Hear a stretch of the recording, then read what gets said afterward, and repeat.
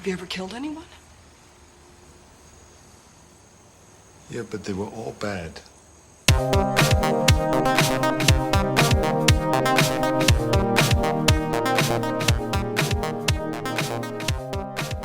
Yeah, but they were all bad. Drew, is that a good excuse I mean, for killing people? when you work at the Omega sector or whatever it's called, whatever makes you be able to go home to your kid and not skip dinner with them, miss your birthday dinner and Him or be me, able to right? sell computers. Him or me, I guess. Yeah, exactly. I mean, look, maybe that guy who was just filming the video, maybe his brother-in-law just said, "Hey, can you show up? You got a VHS video camera. Can you show up and help us film something? I got my friend Aziz. He's just trying to film a video. Did he know? Did he know what he was getting maybe roped into? He was so scared he probably had no idea he was filming the Sand Spiders terrorist video. So, And I'm not condoning you know it, what? but The fact that he stayed and didn't walk off, maybe he deserved a kneecapping at worst.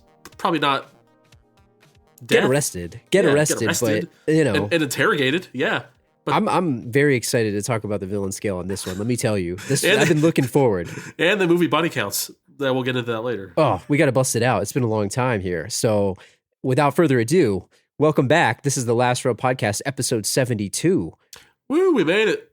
I don't know how, but we're here. We're here live, still on schedule. If you're looking for our website, thelastrowpodcast.com, you've probably already seen it. Twitter at thelastrowpod, facebook.com/thelastrowpod. Head out on Spotify, Apple Podcasts. If you're enjoying the show, you're new to the show, and you haven't had a chance to give a review, leave us a 5-star review. We really appreciate it. Back again for another fun episode here with you, Badway. I'm looking forward to talking about this one. I've been gushing about this movie for weeks here. Yeah, man, it's going to be another episode. We'll see if it's fun, but it'll be an episode. We'll see how it comes out. We'll see how it comes out. You guys be the judge of that. Tell us we suck. It's fine. 5 stars, please. 5 True stars. Lies. True Lies, Drew, 1994. How do you feel about the title of True Lies? I was just going to tell you, compared to last episode's title, this is one of the best 90s titles of all time. True Lies is fantastic. It reminds me of my grandfather used to tell me and my sister to fight nice. Yeah, there you go. True Lies reminds me of Fight Nice. Total. I love it. Action / comedy directed by James Cameron. IMDb 7.2 out of 10. Too low. Rotten too low. Tomatoes 71%, Drew. My God, too low. Too low. Metacritic 63%. Too low. Can I flip the table here? I'm about to flip this table. You're raging mad. But no, I agree that this is probably one of the better movies that we've done, like in the history of this podcast. So we'll see how this goes. I know that this is like Drew's all-time favorite movie, so we'll see how we spin it. I might have to hot take you here soon. Yeah, man. So I'll keep quiet for now. It's hard for me to keep my mouth shut, but I'm about to hot take. with the ice bucket. I'm gonna throw it on you. I'm steaming over here. All right. Secretly a spy, but thought by his family to be a dull salesman, Harry Tasker is tracking down nuclear missiles in the possession of Islamic jihadist Abu Aziz. My bad. Harry's mission is complicated when he realizes his neglected wife, Helen, is contemplating an affair with Simon, aka Carlos, a used car salesman who he claims is a spy. When Aziz kidnaps Harry and Helen, the secret agent must save the world and patch up his marriage at the same time.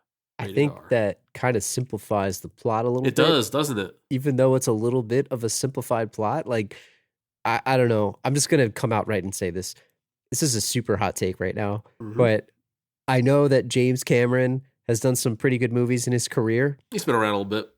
Can I tell you that this is going to be steaming hot take? This is his best movie. I'm just going to say it right now. This is his best movie. I don't even care what anybody says. So James This is Cameron, his best movie. Jimmy Cameron, Best movie. the guy that did Terminator 2. Oh, yeah. This is his Did best he do movie. Terminator 1? Did he do Titanic? Yeah, but listen, Titanica? there's a reason why this is his best movie, and I'll get into it as we talk about this episode. It's not his best movie, but it's his Avatar? best movie. I've never seen Avatar. It looks you're not- terrible. It looks terrible. It's not a movie that I don't mean anything by this, but it's not a movie that you would like. I don't think it's a movie that would be in your wheelhouse. I agree. I agree with you, Drew. It looks based awful. on your thing. Yeah. It's like a space side of sort of science fiction movie that I don't think I It would looks tell you like to the watch budget it. was $200 million, and I gotta say, not worth it. Not worth it. All I'm gonna say is it's his best movie. It's not his best movie, but it's his best movie. And if you know what I'm saying, you know what I'm saying. I know, That's all I'm gonna say. You are a huge Arnold mark. Exactly. Both Schwarzenegger and Tom. Yes. And I understand your love for this movie, and I love it too. The reason why, and I'll tell you, I'll be very quick about this, right? The reason why I think this movie is so good, and I'll tell you at the end too, we'll kind of tie it back together, is I think it just hot take right here. It blends the perfect amount of action, the perfect amount of comedy, the perfect amount of Arnold, and it's got multiple storylines going on all at the same time that I feel like don't detract from each other, and it really blends. And this is what you get when you get James Cameron, who's a phenomenal director and writer, making this kind of movie. This is how good it comes out. That's a testament to how good he is as a filmmaker. And that's as far as I'm going to go. It's a movie with a lot going on, and it was just shot with a lot of confidence. Yeah, and a lot of risks taken that all paid off. And when I said the blend of action and comedy, it really is. It's funny without being too funny, and it's a lot of action without becoming like overly ridiculous. Like it is ridiculous, but the movie's self-aware, and I think that that's what makes it so damn good. So, let me tell you the tagline, and I'll tell you. You tell me whether you think this is good or not. The tagline for this movie, that according to IMDb, was, "When he said I do, he never said what he did." It's true. It's not bad. Yeah. When you said I do to your wife, the last wife. Yeah. The first wife. The first one. First and last. Well, I don't know. Maybe not your first wife. Does she know? Maybe she doesn't know your past. I have a very checkered past. Yeah. I mean, was your job description involved? Technically true. He never said what he did. Now, I mean, we're going to get into it, but is him lying about what he does for a living, is that equal to cheating?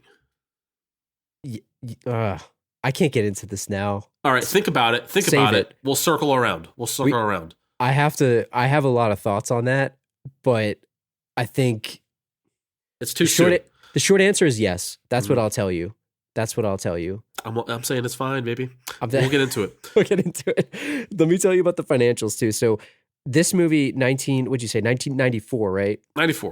115 million dollars. Was that around the Batman number? So I have a bunch of trivia for this movie. I was thinking about how to weave it in, but this is one that we'll save the rest for the end, but this is one that I'll tell you right now. According to the Guinness Book of World Records, this is the first movie to have a production budget of $100 million.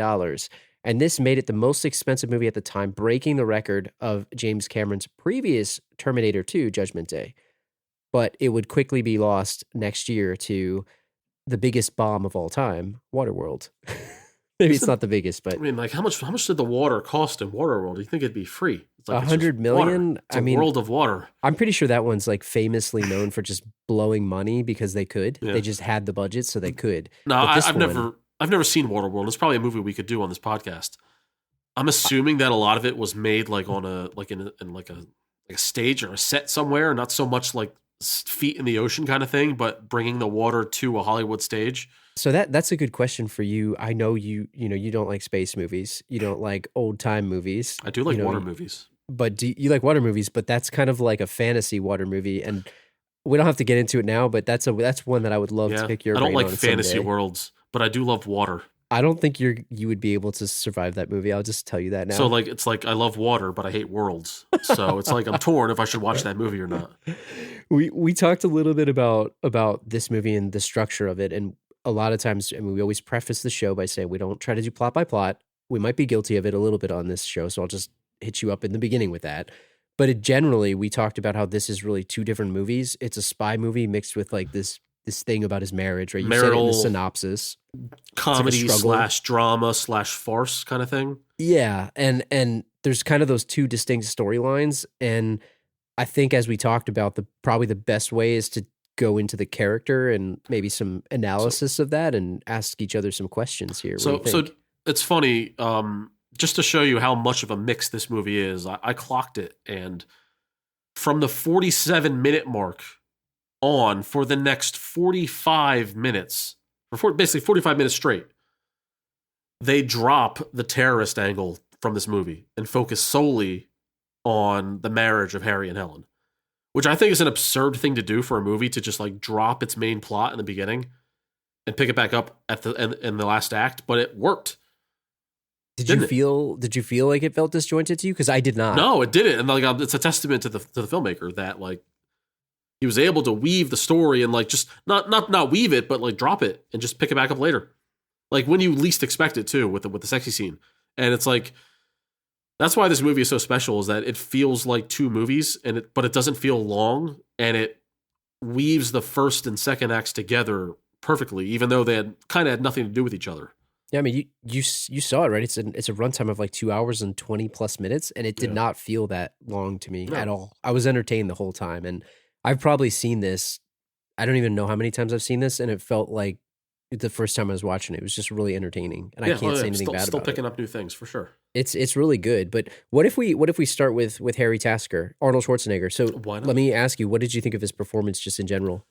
Oh, yeah, it's definitely one of his best, and really gave him the chance to actually act, where he really can't do that in Terminator. Obviously, Terminator 2, a little bit more so than Terminator 1. And I think this was after Kindergarten Cop. Is that right? Yeah. Yeah.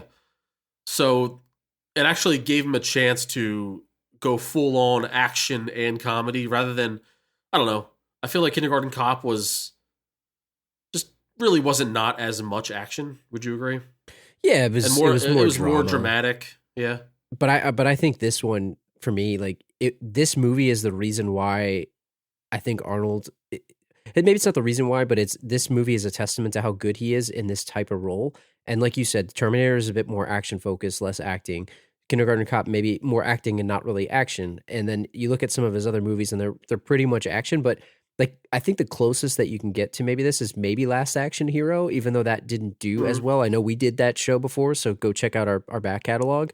But in general, I think he was phenomenal in this movie. I feel like you couldn't take him out of this movie and put someone else in. It wouldn't have been as good. It was the perfect blend of like this goofy action star, but also like this jacked like action dude. You know what I mean? Yeah. He's just goofy. Yeah, like I believe our friend of the podcast, Julio, he brought that up to us. He made the Last Action Hero comp, and it's basically Last Action Hero minus the kid in a way, and I kind of agree with that in like the movie's tone and like the movie's like ridiculousness, but also there's a little bit of heart to it as well, and I totally agree.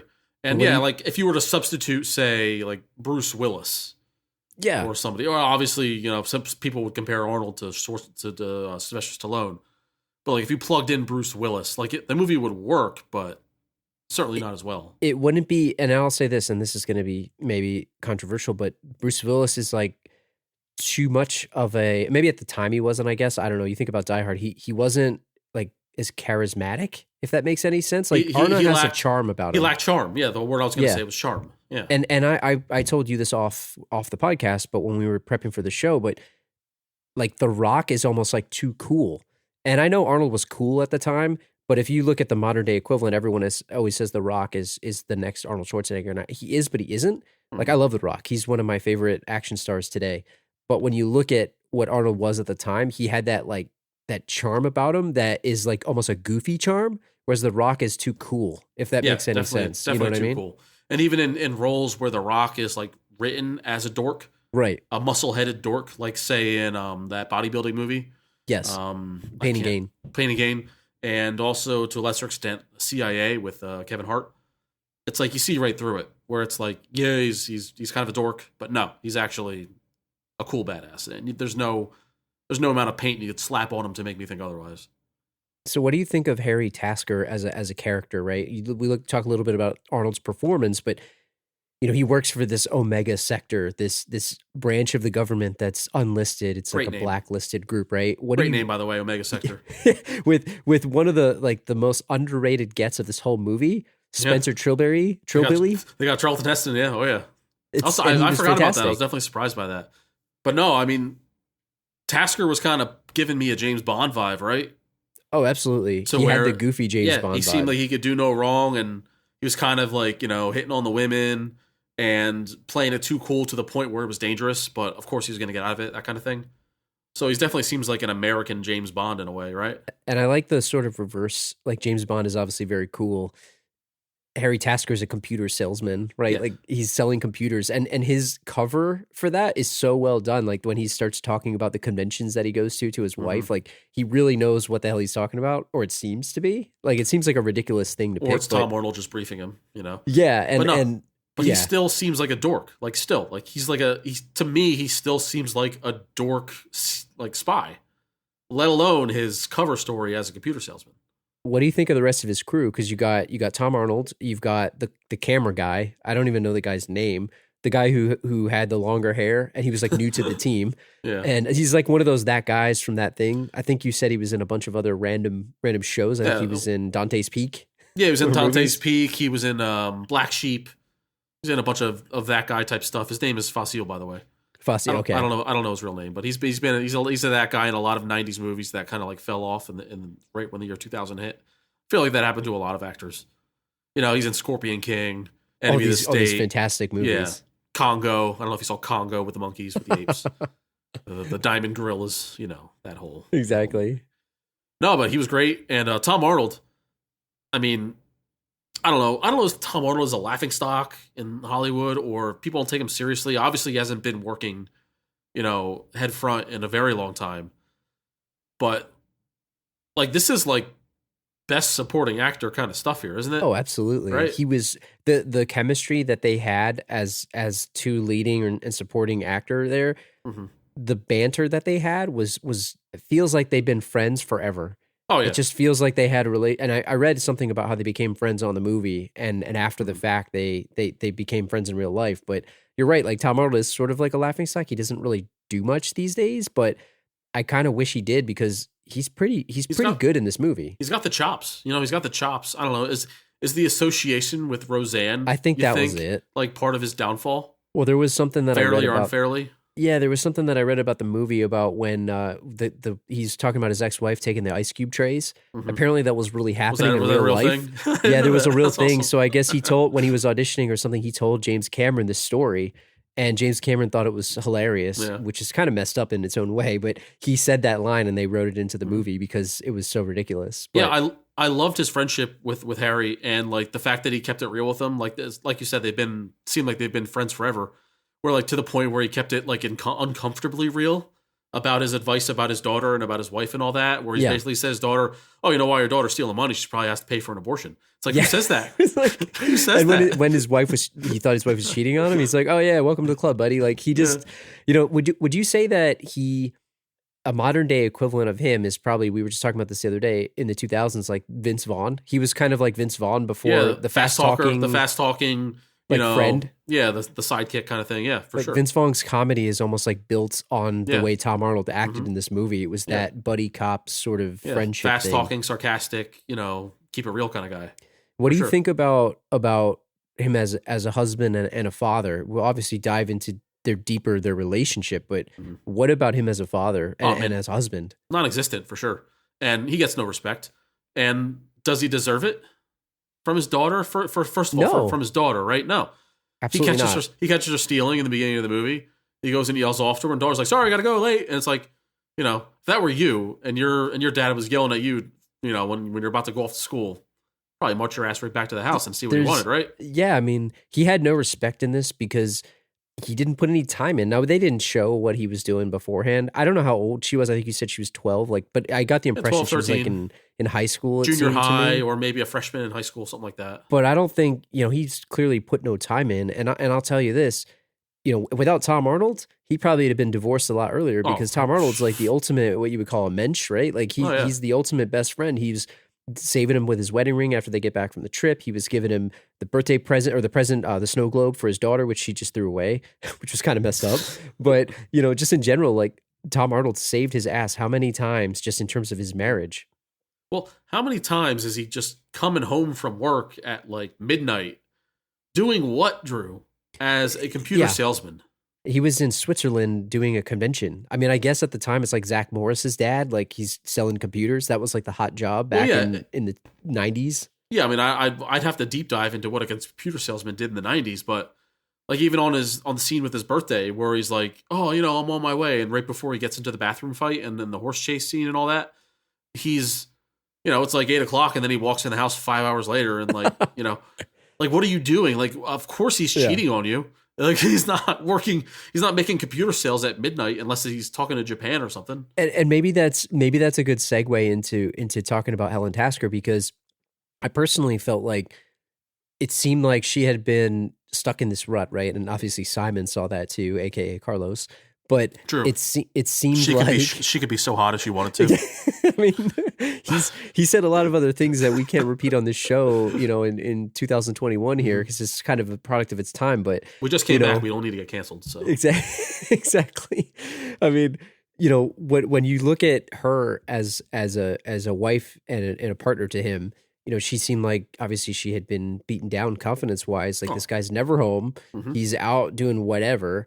But I don't think she had, maybe the confidence to leave him. Like she said she loved him, and you saw when they interrogated him later. Sure. But how did they meet? Like, I want to know, where did they meet? Like, because obviously he says in the movie, in the interrogation scene, he was a spy before he met her. So Yeah. where did they meet? I believe they said, he was a spy for 17 years, and they were been married for 15 years. So Right. Yeah. So So yeah, he's he was in the doing his game job. for 2 years. I don't know, man. Maybe she works for the government too. She works. I forget what office she said Just she like worked a in. tax thing or IRS, right? It was some Yeah. type of legal secretary. So I'm sure their paths probably paralegal? crossed, or maybe he was doing cover, selling computers to that office. I don't know what the hell. It's Who knows? he had a nice little sale there at the office. I mean, or what yeah. if he pulled a Simon on her? he might have. And it worked. He pulled a Simon before Yeah. Simon existed. Yeah. I think, But it was reverse Simon. He spit his game about the computer salesman. yeah, aspect. he's a computer And salesman. that's how the cover story was born. He met I her. like He that. met her in a bar during happy hour in DC, and he had to make up on the spot a profession to hit on her because he couldn't tell her that he's a spy. So he went computer. I mean, they had Yeah. unlimited resources, so whenever he got back, he had fake receipts, he had fake Sure. passports, he had fake whatever, and he had the cover down. So this group, this Omega sector, which they had I didn't say this when we talked about them, but they had one of the sweetest layers. I know Oh, that they're yeah. not on the villain scale here. This is the hero scale, The I hero guess. scale. But man, their place was awesome. It was in multiple like hallways that they had to go through scans. The lady had the gun under the desk when they were trying to get in there. Like That's don't one thing know I never what the I never hell this noticed that is. until this watch through was the That gun she under had the the desk gun? thing. Yeah, they had the X-ray machine. I mean, how they don't have cancer from getting X-rayed every True. single day. If you had this kind of support from the government to like aid your personal life, I mean, you feel like you could be unstoppable. Well, yeah, I mean that's the thing, and you see he flirts with it later in the movie Mhm. when he's got helicopters out chasing his wife. But I guess maybe before we get into that part of it, would you think he was cheating on you if you were her? Would you think that? Yeah, And what of would you course. do in the marriage? Because how are you selling computers at midnight, right? True. Like I know there are international deals, but like you say you're on your way home for your own birthday party at 7:00 or whatever, and all of a sudden you show up at 1 a.m. and you probably stink of toilet water and horse shit. It's like, I mean, he was riding a horse, yeah, and what do he you was in the bathroom. think? Yeah, I mean, I guess she's not dumb, but at It's the same true. time, she's not naive. But at the same time, it's like, oh, he's boring Harry. Like she can't fathom the other end. I don't know. I'm surprised they didn't get divorced sooner, or even a divorce, right? Like she didn't think about it. Why? Yeah. Why didn't they? They never seem to like fight about it on screen, at least, to like an argument point of view. Like she seems disappointed in him, but like how often can you constantly disappoint your wife before shit hits the fan? It's true. I mean, it's been what they say, 15 years he was married with her. Yeah.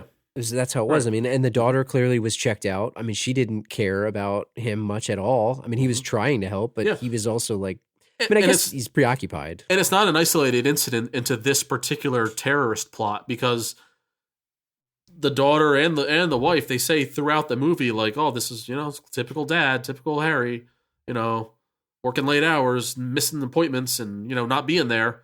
So this is an ongoing thing throughout their entire lives, not just in the scope of, the True Lies runtime. So we could go one of two ways, and I think, tell me if you think this is maybe a good way to do it. But let's talk more about the offshoot of it, the next 45 minutes, right? Because, or not the next 45 minutes of us, but the 45 minutes of the movie where it went down the Simon Carlos route, and then we could touch back on Crimson Jihad at the end, because I think that's the two halves of the movies. True. I am very capable of rambling for 45 minutes. So Exactly. don't put me in a box, all right? I mean, what do you think? So, do you think that she was cheating with Carlos, aka Simon, aka Well, Bill no, Paxton? clearly she didn't like do the deed yet. Right. But the fact that she met him multiple times, like, all right, and I hate to get into your personal life, Drew, but I'm gonna dig right. I'm Dig gonna it, be dig your it deep. I'm gonna be your Tom Arnold right Get now. the shovel out. You're Arnold, and I'm Tom Arnold. If you found that your wife was meeting with a quote unquote alleged spy on the side, would you think she was cheating? I mean, especially if I was a spy, if I wasn't just some You know the podcaster, moves. You know the moves. Like you say you work in the computer industry, but right? I don't know for sure what you do over there at that company of yours. That's true. I left the movie business to work in the Yeah. computer industry, but no, I would agree with you. I would be definitely suspicious, and I probably would react the same way that he did. But I mean, in fairness to her, he was off doing spy stuff with Tia Carrera over there, trying to meet Skinner, whatever her name is. That tango itself in the opening scene was cheating right there, wasn't it? That was right, but also Would you rather your wife kiss another man or dance like that with another man? That's sultry of a dance. See, the obvious answer is the kiss, but the dance could arguably be worse depending on what the dance was. She almost got impregnated during that dance. It was close. It was sultry. It was very, very hot of a dance. And I think, but hey, for the country, right? That's what his excuse would be. Was it okay? No, but he had to do it for the job. Country. Sure. Everybody's got an excuse. And I think, with Carlos, she was trying to help him. And she did seem like she was obviously bored. She even says it. She wanted something exciting for her because it seemed like she was just trying to take care of Arnold. She was taking care of her daughter constantly. She was running the household. She was going to work, and he's out on trips all the time selling computers. He's just never there. Drew, So can I blame her? No, but the second that she said yes to go away to Paris, it's cheating. It's like she did something wrong. Yeah, you shouldn't do that. But obviously, if he was hanging out with Tia Carrera, obviously he shouldn't have done that either. So, I'm not going to take away what he did or what she did, but definitely it got taken pretty far. You can meet a friend for lunch, which she did, and that's fine. You could even be kind of manipulated into thinking there's a dangerous situation going on that he did. He planted the briefcase, this, that, and the other thing. But when she said yes to going away to Paris to pose as his wife, and then the practice on the couch, even though she pushed him away, had the helicopters not flown, I mean, who knows what else would have happened there. I'll say this. I'm going to defend her there. I don't think she was going any further. I think she was trying to leave. That dude was straight up, it was getting bad. He put a hand on that thigh. He was assaulting pretty high. her. Pretty high. That was straight assault, which is not cool. He crossed the line there, in my opinion, and it got messed up. Well, to quote himself, when he's driving the used car with Arnold, he usually, not all he says not all of them are skanks. Well, most of them are, he says. Yeah, but this is no skank. This is a real smart woman. That the second he put the moves on her sexually, she was like, "Hold on a second. All right, maybe this guy is full of shit." It was messed up what he did, and he took it way too far. And she like that. The helicopter actually maybe saved from gotten it worse, but it was pretty bad, I think. And he clearly was I don't know, a predator, if you want to call it that. Sure, I mean, it's pretty bad. He's picking up on these girls, and I think it was comedic how he wound up becoming he was a used car salesman too, because those the sales tricks, it's a sales trick. He's selling himself. He was trying to manipulate Arnold too, hey, when he says, "Hold it for me, I need another day," and he's like, "Oh, because it's you." He had that scummy charm about him, and I gotta give Bill Paxton all the credit in the world for his acting job. He should get an Oscar for that performance because he was so funny. One of the best side characters of all time, really. His personality, the way that he played it, the outfits that he had, he was hilarious, and the character was really, really funny. No, I don't know. Maybe we're all over the place talking between the relationship and Simon and his role in this, but when I watched the scene where Arnold is driving with him with the vet, and he's describing to Arnold his tactic for how to get women, talking about how he lies to him and how he does this or that. It's like Arnold's kind of doing the same thing to his wife. He is. Right? He kind of is. He looks at him like he's a scumbag, but really, he doesn't have the self-awareness to realize that he's doing the same thing. He is. Only it seems more virtuous because it's not, to get in her pants, so to speak. It's, I guess for protection of, her safety in the country. Yeah. But it's still the same thing. I think that's a good observation you made, because even what he was doing with Tia Carrera, right? Like, he would probably willing to take that Yeah. to the level that, Mhm. you know, Now- it would have been messed up there. If Tia Carrera, if the AKA Skinner, which is a terrible name for She's not a Skinner. a Tia Carrera character, like that's not a that seems like It should have been like Jones. That should have been her name, Jones. Great name. Jonesy. He could have called her Jonesy. Do you think if the situation had called for it, Arnold would have slept with Tia Carrera? Yes, I do. 100%. For the safety of the country, he probably would have. And that right there is 100%. cheating. You can't explain your way out of that. I'm sorry, you can't. 100%. I agree. 100%. Mhm. And I think, you know, look, I'll go back to Helen for a second here. And when you look at what she was doing, he dropped that briefcase on. He was trying to give her like a little bit of thrill. He clearly did this with other women before it's worked, other people. And, you know, can I blame her for falling for that? No, she was obviously in a situation where she was looking for some type of companionship because her husband wasn't even home. Sure. It's kind of messed up, you know?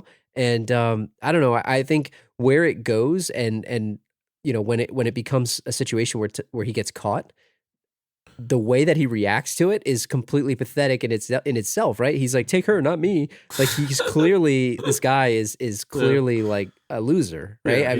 Yeah, he's got a little dick. It's pathetic. That's all you can say. to quote himself, right? Himself is his character. He pisses his pants, he pees his own pants. You know, it's like, it's a situation where the guy like lives up to his name. So I'm not worth the bullet. I mean, No. Let's go back to the question of morality for 1 second, though. I'm curious. I don't think we got clarity on this. Was she justified to cheat? I don't know if I'm. Are you ever question. justified if you're neglected to the point of like no return? Is it cheating time or is it divorce time? I think She skipped a step, didn't she? she did, but at the same time, I can understand where she was coming from because she didn't cheat yet. It didn't really happen. So I think she caught herself before it got too far. Plus, Arnold was, for all intents and purposes, probably Arnold has already cheated. So I know two wrongs don't make a right. He but danced. at the same time, he danced that dance. The dance was messed up. He probably would have slept with Tia Carrera. So who am I to judge her for what, you know, maybe she wanted to do? But I think she was easily manipulated because this guy was a scumbag, you know, and she was vulnerable. She's looking for action. That's No, my maybe take not. on Maybe it. not that action, Drew. But she's looking for some action. That's what I'm saying, and I think A thrill, you know, not clearly, a sexual thrill.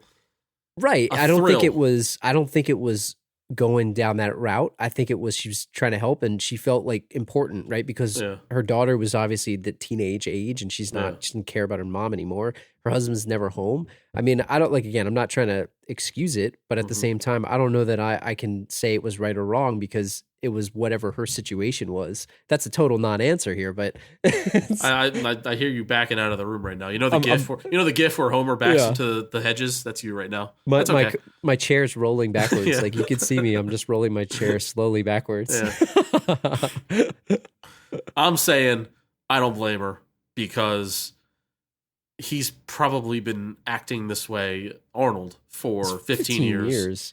You know, final straw. He's 5 hours late for his own birthday party.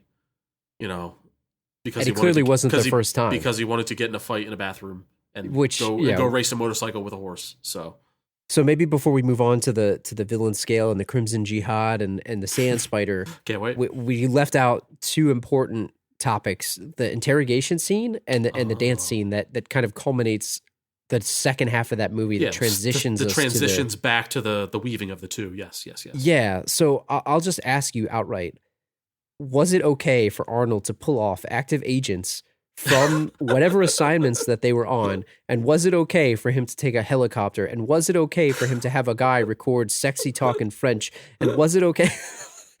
I have more questions than probably you can handle at once here, but just in general, was Arnold justified to do what he did to help save his marriage? So there's a matter of morality and ethics, Drew, and there's a matter of legality and illegality, for lack of a better word. I don't think that's a real word, illegality, but I like it.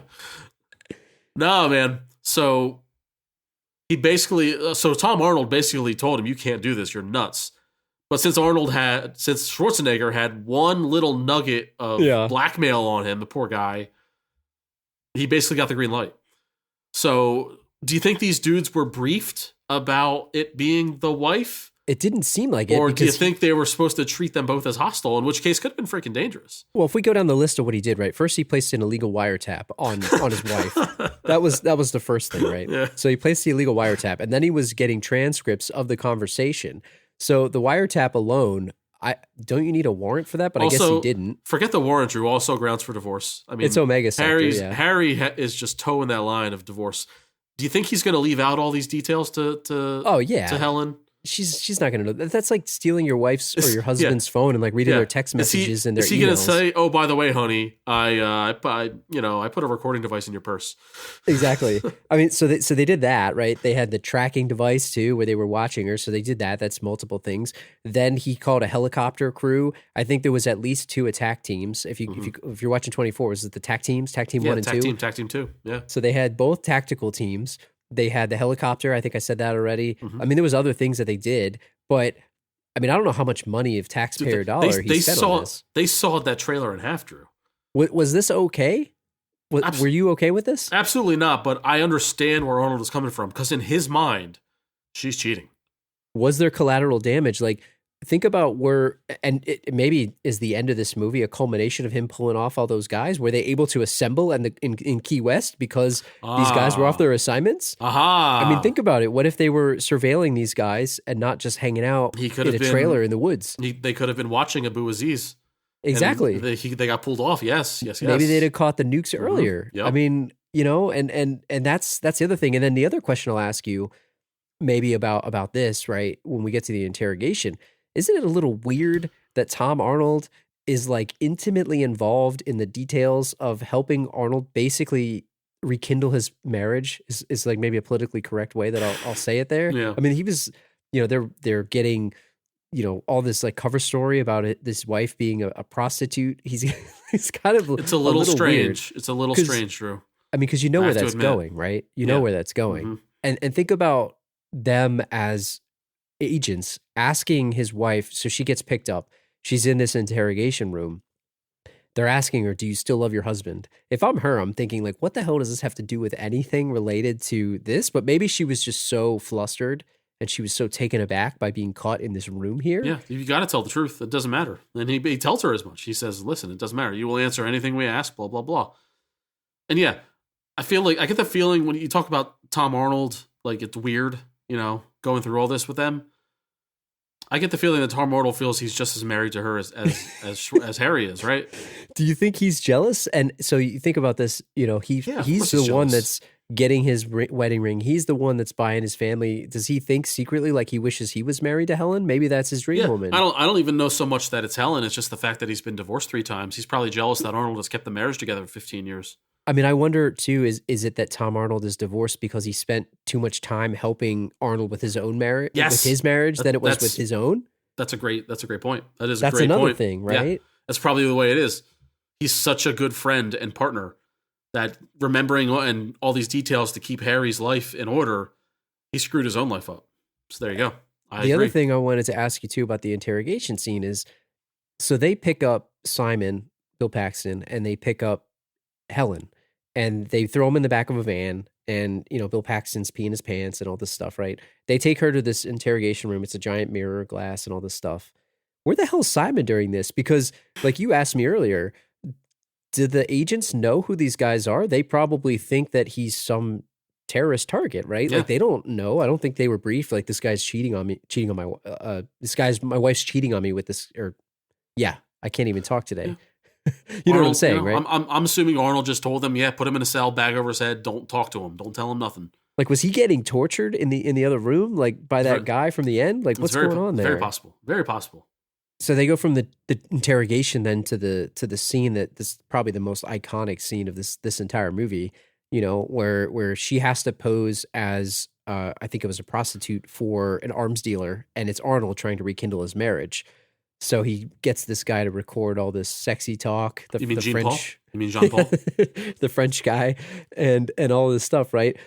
What do you think? What do you think was he was thinking with this? Like, was he thinking that this would save his marriage? Like, it was one thing, I guess, or did he have that whole plot of after that he was going to be stringing her along? Like, was she allowed to know that he's a secret agent now? Is he just allowed to blow his cover? What was the point of the cover the whole time then? Yeah, no, I feel like maybe he thought enough was enough, and it almost cost me my marriage. I have to come clean, and that was going to be the culmination. My whole problem with the striptease scene was he probably should have announced himself sooner. Yeah, he waited a while. He waited too long to the point where he was touching her on the bed with a rose, at which point she's fearing for her life, maybe, that she's about to get assaulted by this strange French guy, right? Yeah. So maybe after like he got her to lay down, he maybe should have announced himself. Like, because at any point it would have been a surprise, right? Why do you have to wait until, True. things are, P's are in V's or whatever you would say. And, and I'll say this. I'll say this. Arnold is the guy that, before Scott Hansen existed and before Andrew Siciliano existed here on the Red Zone channel, Arnold Schwarzenegger or Harry Tasker is the guy that you want changing the channels when you're trying to watch DirecTV Sunday Ticket, because he knows exactly when to switch things. Yeah. I mean, he was able to. I've never seen anybody so skilled with a tape recorder. Not since Kevin McAllister have we seen such virtuistic use of the rewind and fast forward buttons. Absolutely. And he was even fumbling with it. I got a good piece of trivia for you, and I'll save it for the end about that whole scene and just what happened there. But it was just absolutely absurd. And getting bashed in the head with the telephone, it's kind of deserved it, in my opinion. Sure. Because he didn't announce himself. You're hey, honey, exactly it's right. me. Hello, surprise. It's like just say it at any time. Absolutely. I mean, and that transitions us into the back half of the movie, and I think it's probably the perfect time to bust out the villain scale here and just start talking about Crimson Jihad as an organization, the Sand Spider. I think let's talk about the Sand Spider, right? Aziz. The Sand Spider himself, Abu Aziz. Let's do it. Just overall. So I'm going to review the categories with you guys. If you haven't remembered, last episode we busted out the revised villain scale here. So we've got four categories. We've got the look and the style. We've got the hideout or the layer. We've got the plan, the overall plan, and we've got the henchman. So I'm going to take you through these categories, and I want your hot take on how do you feel that Abu Aziz and his organization fits in here. So I want to start with his look. What about this guy? What's his look on a scale one to 5 here? I'm just gonna for a look. I'm gonna give him a round of applause. Drew, that skullet, Drew? Are you kidding me with the skullet? Yeah, it's like his hair started. I couldn't even tell you where his hairline started. It's like behind his head. You have no choice but to be a villain if that's your hair. It's like you're born into it. he really could have. Like in Austin, is it Austin Powers 2? Yeah, where Scotty develops the baldness, the male pattern baldness, as he becomes evil. It's like that's what this is. Like he was born into that. But it's like a nefarious baldness. It's not just hey, I'm starting to go thin here. It's like the way that it shaped perfectly, it's and it was a mane of hair too. It's a 5-head, Drew. It's total. I'm surprised. I'm going to dock a point for not trying to go ponytail there. Like I think the skullet ponytail could have really been pretty good. I don't know if was it long enough in the back. I don't know. He could have had a short ponytail. He could have had a short one. It was almost like an Arabic Jerry curl, like it kind of was. Yeah. And so I'm going to talk about the other stuff about him too, because he had some sweet trench coats. He had some leather gloves. His would you call them fatigues? I don't know. Like he was wearing that vest with all like the pockets and stuff, the tactical vest. A fishing vest. Yeah, it almost looked like a fishing vest. Yeah, you got it from like Cabela's. Yeah.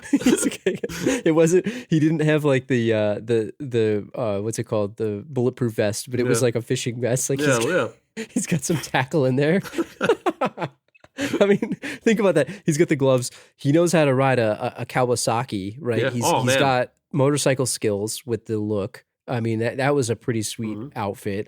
Just in general, he had kind of some style here, in my opinion. Yeah. I thought he was pretty good. And his his charisma on the videotape when sending out the terrorist videos, that factors into it as well. He's got a real to me, he was very comic booky. Like he was very like I don't know, a boisterous and overly angry bad guy, which I think gives him points as well. Gives him more points. I think, overall, he was a charismatic kind of leader, and I could see why in the movie these guys would probably follow him. I think You they can said see. Are you saying he had a good? He had some No. good ideas. don't go there. Don't go there.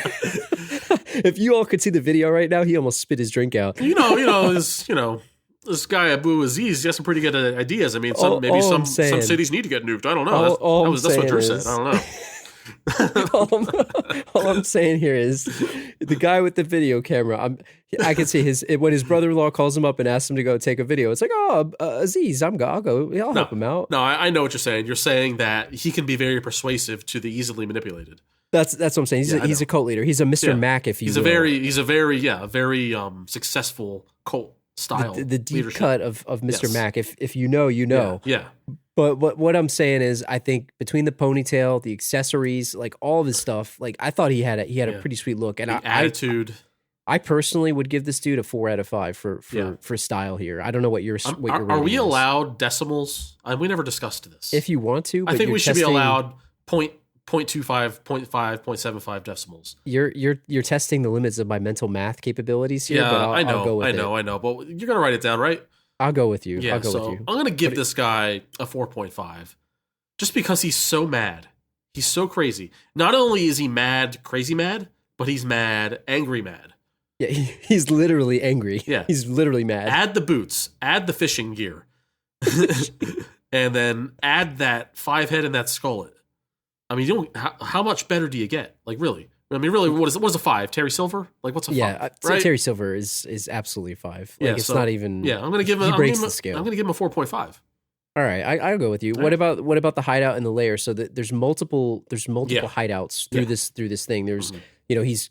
he's helping out Skinner as an art dealer or whatever she was, a collection, not an art dealer, antiquities and all I wouldn't this even stuff. say he's helping out. I mean, it's his shop. He's kind of running the show. She's the front. That's true. Yeah. She is the front. Yeah. So they've got that place. They've got. I'm assuming they have their own island in the Florida Keys. I mean, that's a pretty that sweet island, deal. That island by itself, man. Oof. I mean, you don't get much better than that, other than having your own little out in the middle of the ocean. Exactly. I mean, Yeah. it wasn't like a completely private place because obviously there was a bridge to get to and fro. hmm But I would say between that and the hideout, like just that whole scene there at the end, they had a whole compound. It was like commando style. It was a compound. It was like in Far Cry. If you capture the, what do you call it? the outpost. Capture the outpost. It was an outpost. That's what it It was. was. He's got like the mansion. Yeah.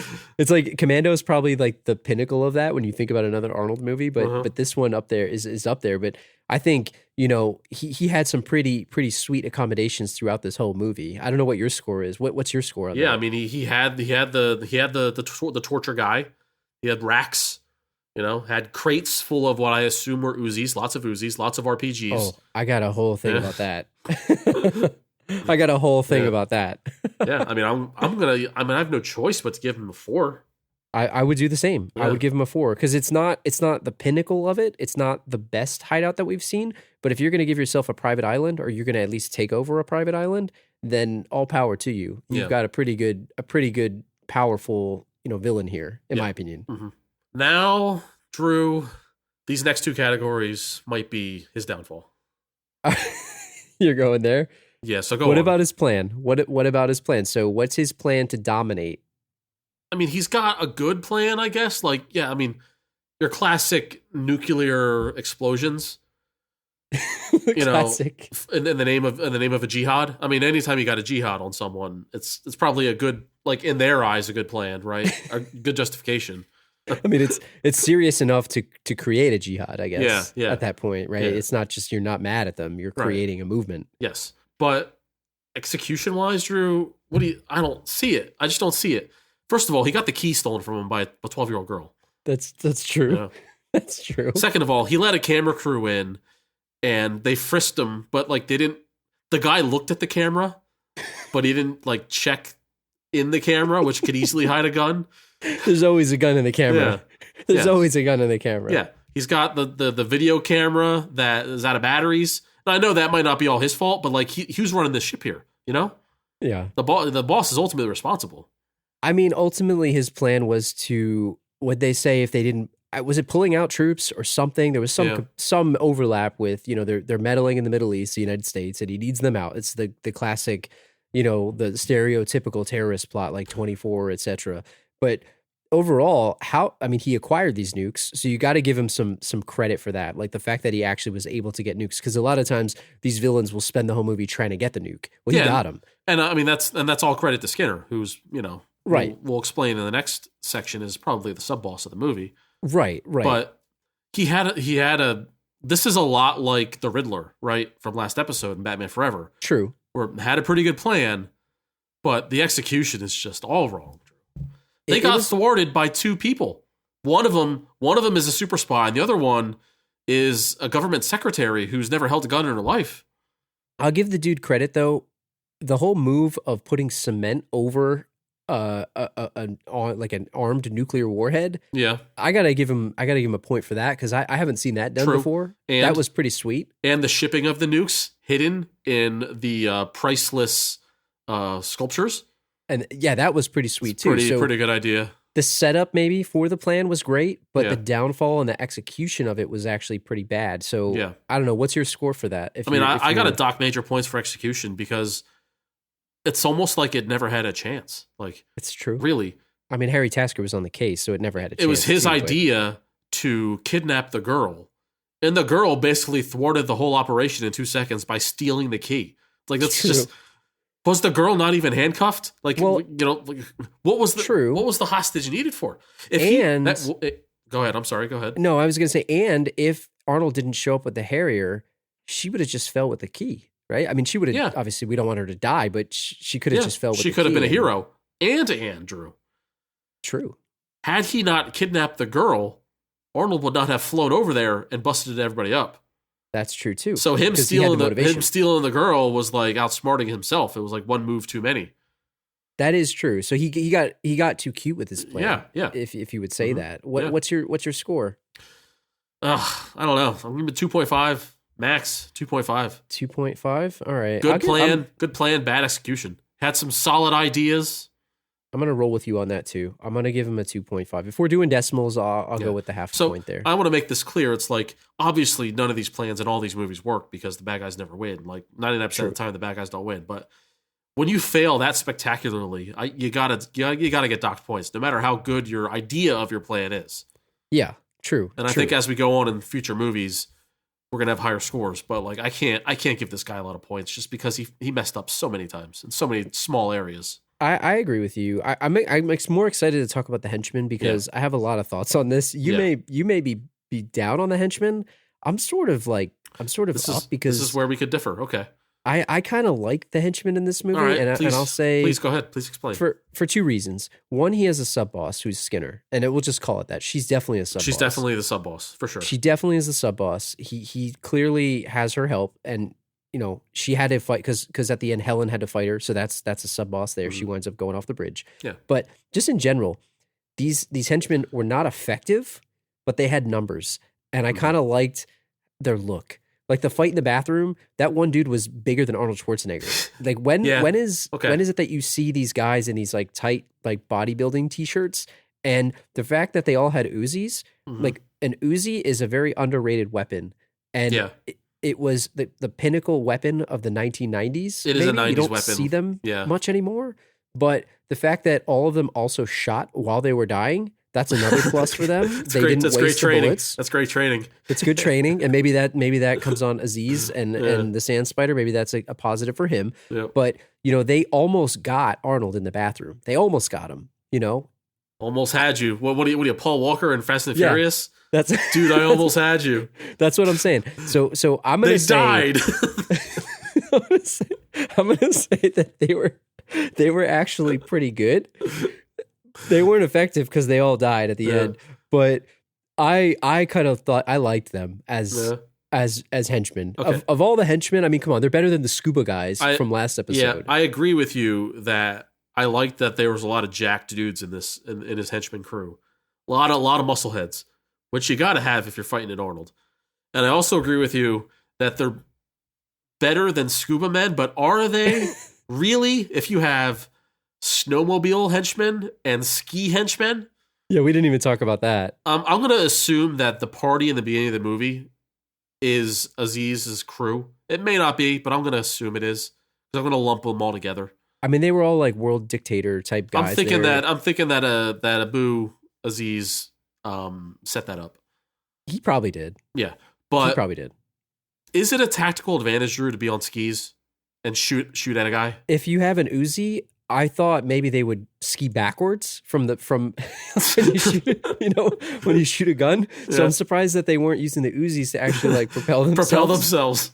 They didn't have the poles. Yeah. So, you got to give them some credit for being limber enough to ski without the poles. Yeah. So they were skiing with Uzis, and that was impressive in itself. But- I personally give them credit for that. I don't know, man. I feel like it's just like it's an easier target to hit. Yeah, they're moving faster, but there's no like mobility, and they can't like duck and like take cover.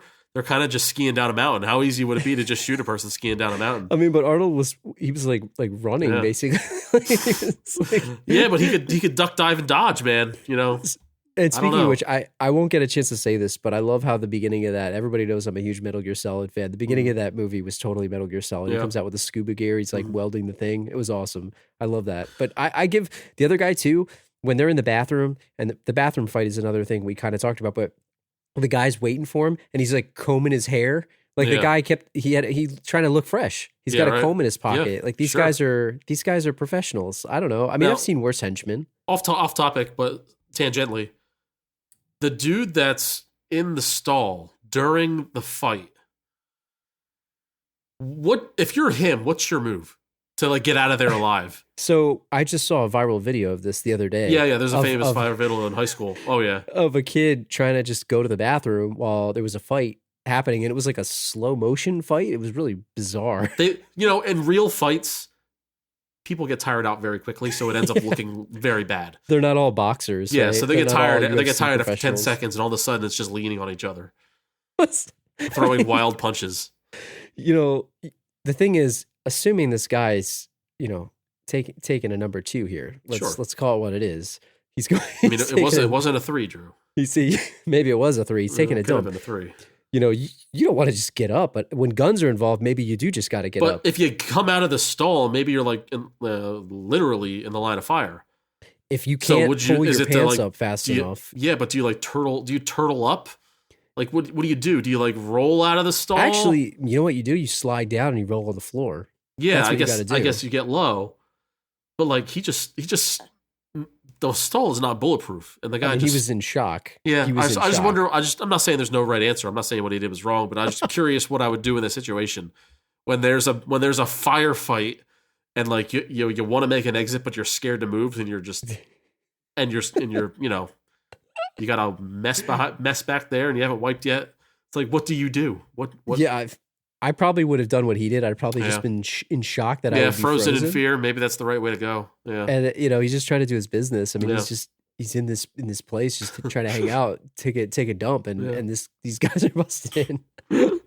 But nice little callback too with the glasses. Arnold looks like the Terminator a little Yeah. bit with that as well. Mhm. But if you're rating the henchman between the scene on the island, I'm going a 3 with this. I'm You're going a personally 3? going with a 3. Okay. I'm giving a middle road. They're not the best I've ever seen, but they're certainly not the worst. Okay. And I think they were effective enough to Mhm. give Arnold a run for his money. They almost got him. Okay, I'm gonna go a little lower than you because a lot of people died in this movie, Drew, Yeah, and they were all henchmen. that's The true. only 2 people to really put up a fight were the 2 guys in that bathroom scene. That's true. Everyone who died on that island, all those necks that were snapped, all those people that were gunned down, not just by Arnold, but by accidentally by Jamie Lee Curtis. There's a lot of deaths going on, which leads me to believe there's a lot of ineptitude. And then you got the guy with the camera who didn't have the battery charged. Then you have the guys who didn't frisk the secret agent that was recording the other video. True. It seemed like a very loose camp here, and I just feel like there wasn't enough training. Yeah, they had numbers, and yeah, they looked good. There's a lot of muscle, literal muscle, Literal but muscle. they had nothing to do with any of that, man. The fact that one spy and then some woman who had no idea how to fight anyone, let alone a terrorist True. organization, who also defeated the sub boss. Jamie Lee Curtis True. defeated the sub boss. She never had a fight in her life.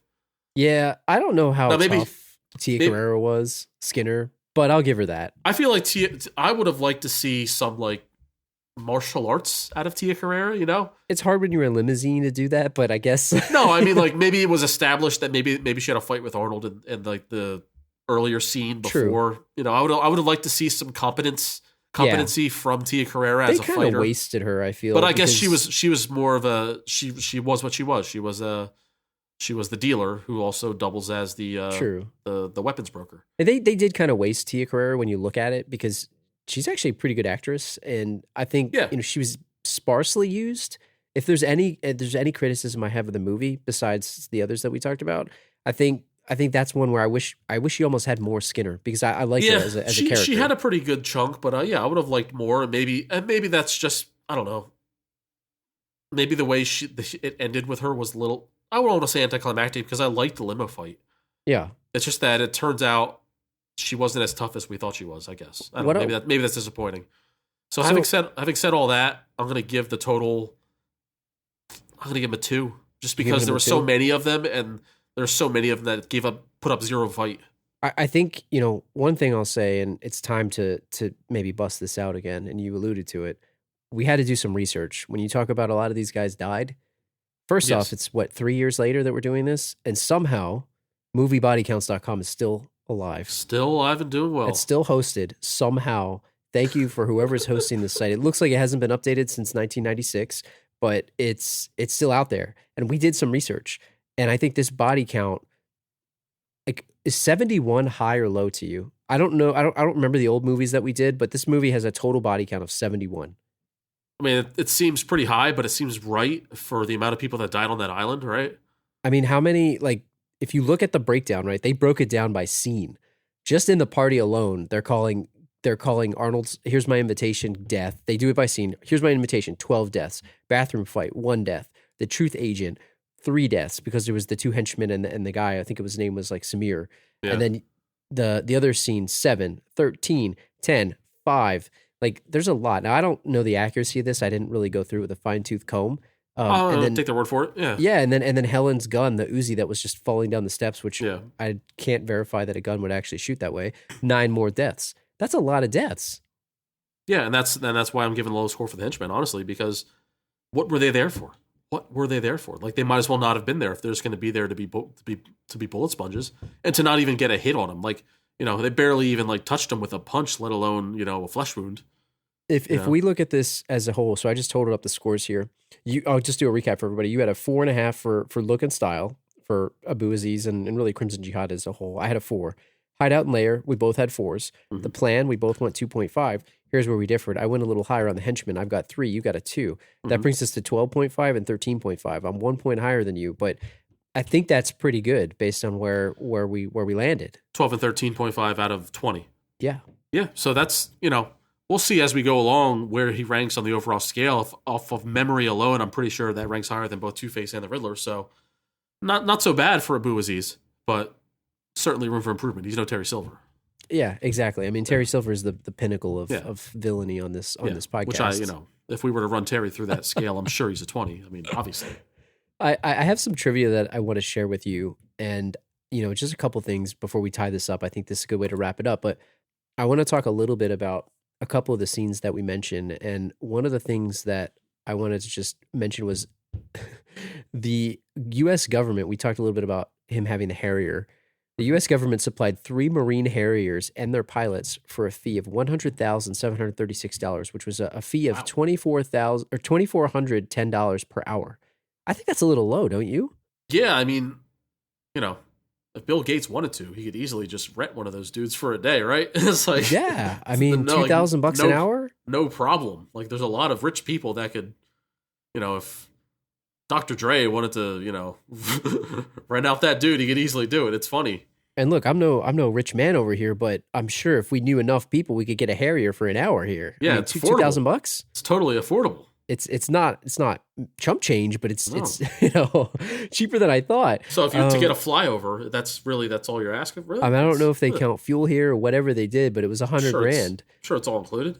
The other thing I Interesting. wanted to tell you, we talked a lot about James Cameron as a, I said James Cameron, James Cameron as a movie maker. So James originally he Camerons. hired a team of writers to help him come up with the film's jokes. However, after being mostly unsatisfied with their work, Cameron let them go and decided to try his own hand at comedy. He rewrote the script from scratch and he kept only 2 jokes from the original team. One of which being Arnold Schwarzenegger's famous "You're fired" line, which is probably one of the best, like, I guess, boss killing moves in any movie of all time, in my opinion. Oh, great wink at the camera style dialogue for sure. A couple other tidbits for you here.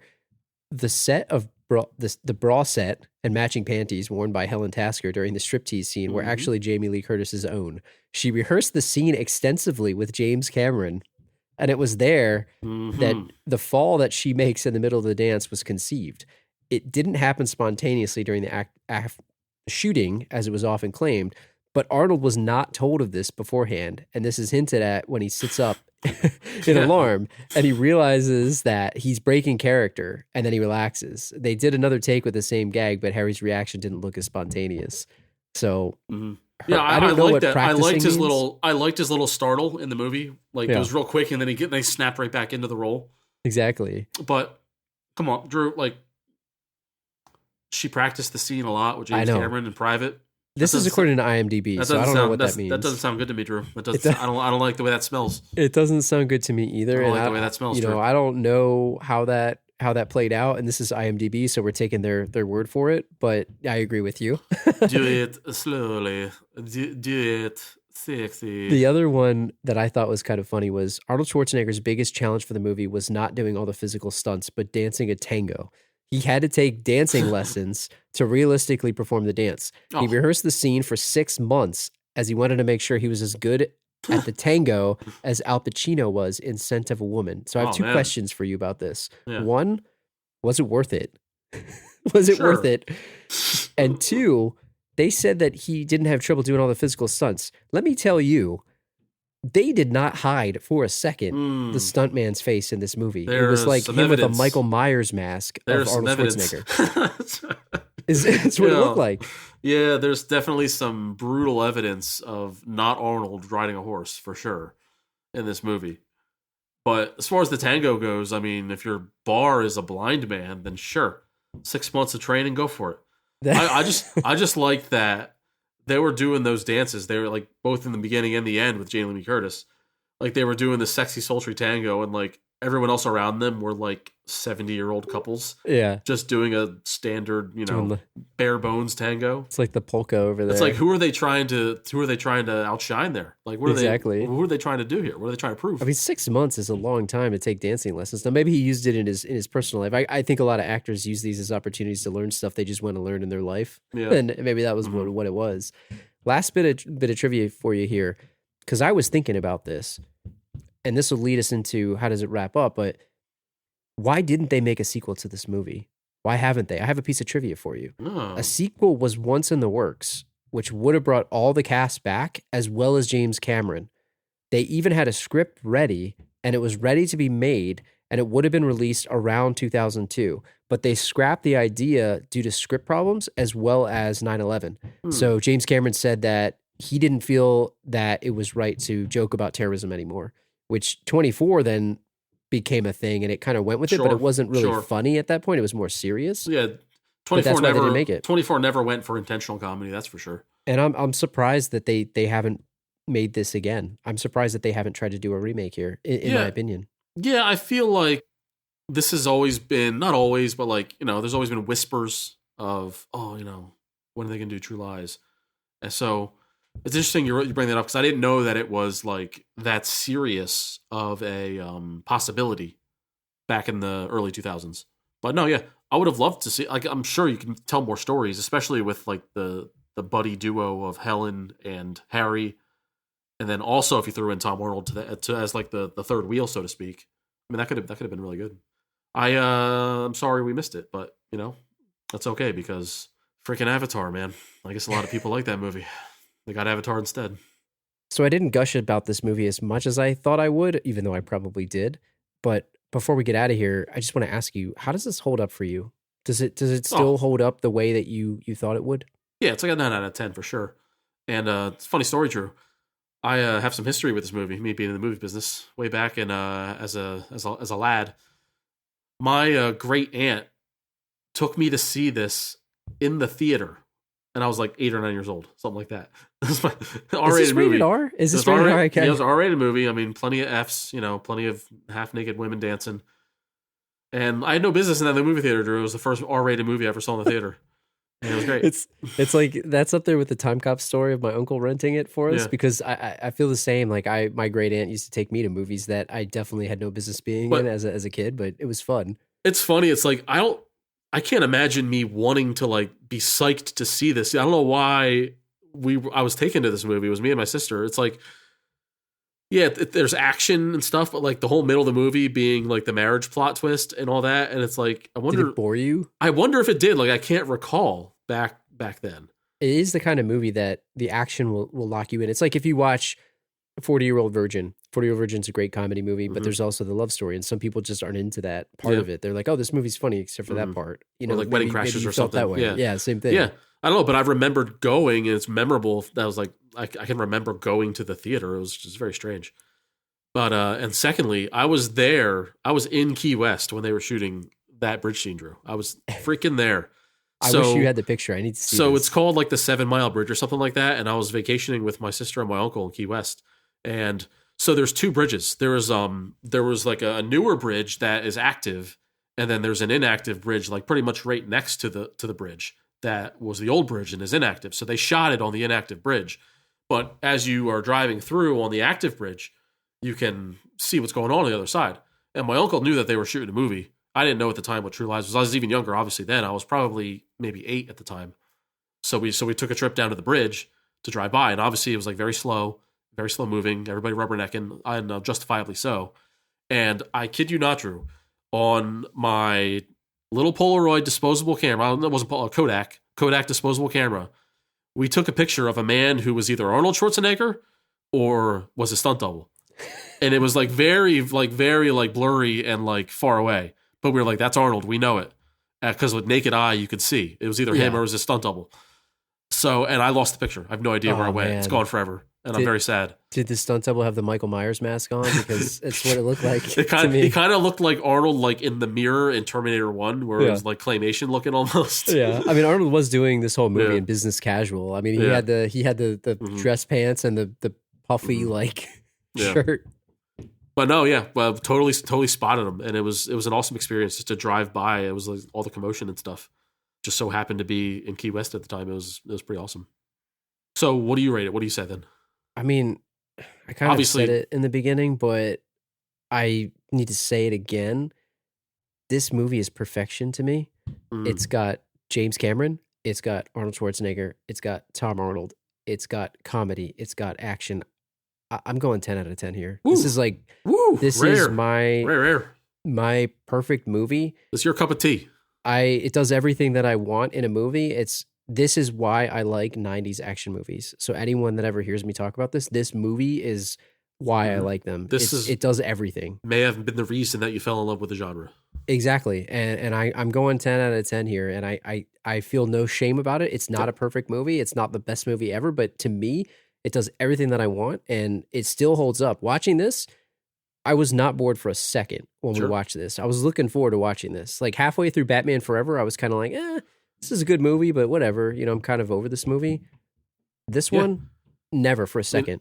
As far as big budget action comedies go, I mean, this is kind of rare. I mean, I think I can think of maybe, I don't know, Beverly Hills Cop or something like that, but certainly didn't have like the budget that this movie had or the scope. It was definitely more low key, obviously more comedy than action too.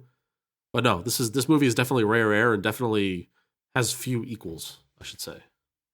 So before we get out of here, I just want to take 2 seconds and say thank you again. I know we did it last week, but we got so many emails this week. I tried to write back to pretty much everybody. If I didn't yet, you'll get an email from us. And I just want to say thank you for taking the time to tell us how much you like the show and just the suggestions for the movies. We've got a backlog going right now, and we're trying to add all the movies that everybody's requesting so we can get to them coming up here. But thanks to everybody for the suggestions and really just all the positive feedback.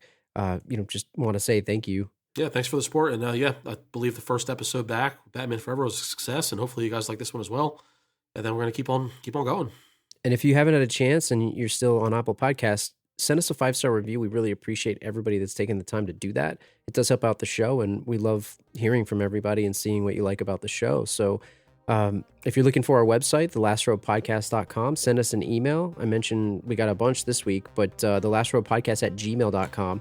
We're also on Twitter at thelastropod, facebook.com/thelastropod, and we're trying to use Instagram a little bit more. Come chat with us on Instagram, send us some messages, and instagram.com/thelastropod or at thelastropod on Instagram. So we'll be back in 2 weeks. We'll be back on February 11th with our next episode, and we'll talk to you guys in a little while here. Sweet. So that henchman that gets his face stuck in a urinal, do you think that, James Cameron being a pretty serious filmmaker, do you think that was actual urinal water, or do you think that that was something that maybe was, cleared out for him? Because I feel like if you want to be true to the movie, you really want to get the real reaction. You've got to have real urinal water. Yeah, I'd like to think even if that were a movie set, that it was like built to be a real bathroom, real plumbing. Guys have been peeing in it all